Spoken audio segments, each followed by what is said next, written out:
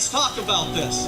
Let's talk about this for just a moment. We get involved in these debates, whether it's in your classrooms, whether it's out on the streets, whether it's at political engagements.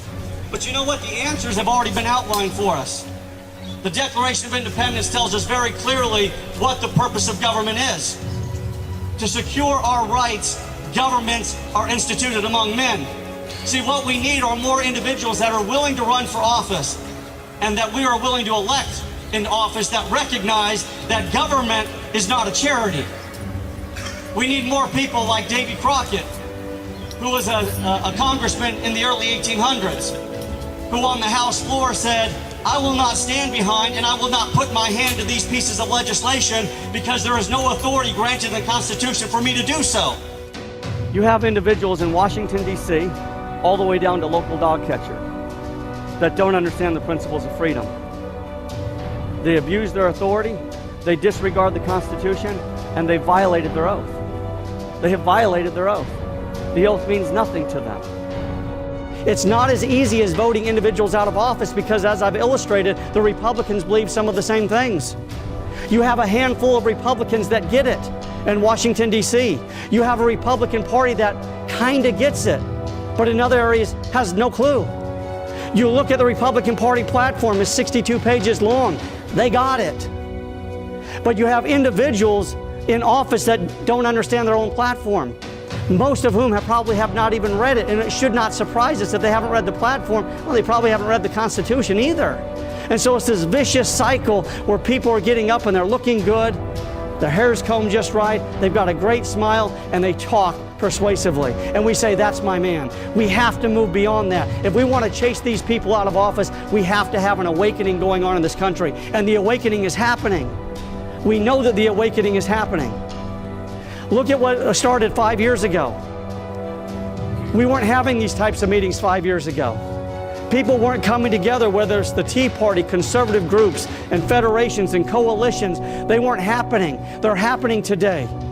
There's an awakening that's happening. People are saying enough is enough. But in order to ensure that this movement has longevity, we've got to bring more people to the table. Well, go ask one of your professors here on campus what the philosophy of government is. Talk to your colleagues here on campus and ask them what the philosophy of government is. Most people can't tell you why we even established ourselves, why the idea of America even exists.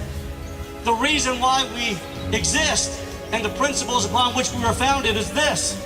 We hold these truths to be self-evident, that all men are created equal and that they are endowed by their Creator with certain unalienable rights, among those being life, liberty, and pursuit of happiness. That is the philosophy of government.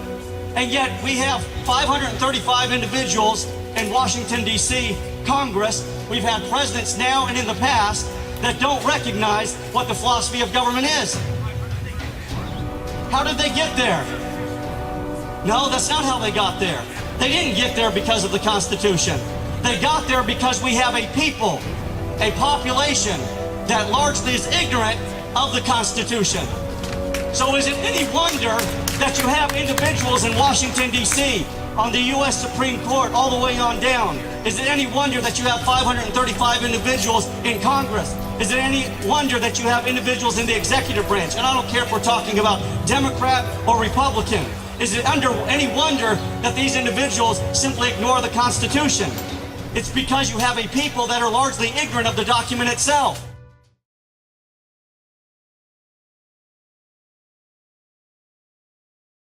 Brian Berkland began coming to my seminars about 2 years ago. He's from Arizona, and as I started teaching him this sort of thing, he was considered quite the rabble-rouser, because he was going into these meet and greets, he was going into these political forums and asking the questions that I'm going to outline for you today. This man had the opportunity to go to a closed-door meeting with an individual running for one of the most powerful positions, take that back, for the most powerful position in the world. It was a presidential candidate. I will not tell you his name. I will simply illustrate the principle here. He was invited to a closed-door meeting. And these people were doing what sheep do. They're asking questions just for the sake of asking the questions. They weren't asking the questions that really mattered, that allowed us to really assess where he stands on the principles of the Constitution and the principles of freedom. And so at one point, Brian stands up after all of these questions are being asked, says, "Sir, you know what? I appreciate all the questions that are being asked, but let me ask what I feel is the most important question that it hasn't been asked and has been overlooked." And he says this: "Can you tell me where in the Constitution you derive your authority to act as president?" This man didn't know.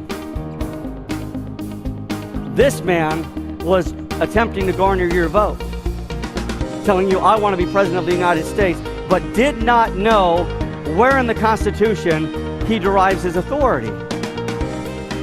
This is pathetic. And we've allowed this to happen. See, we've forgotten that there is actually the answer right before us, if we would just look at it. This, what you're learning here today, can change this country.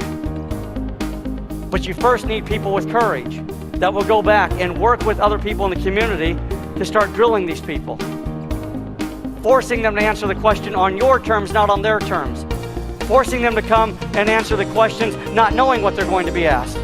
A better tomorrow is coming. It's within our grasp, and it's within our power. We can make those things happen. A better tomorrow is possible. I believe America's best days are yet to come. I make no bones about it.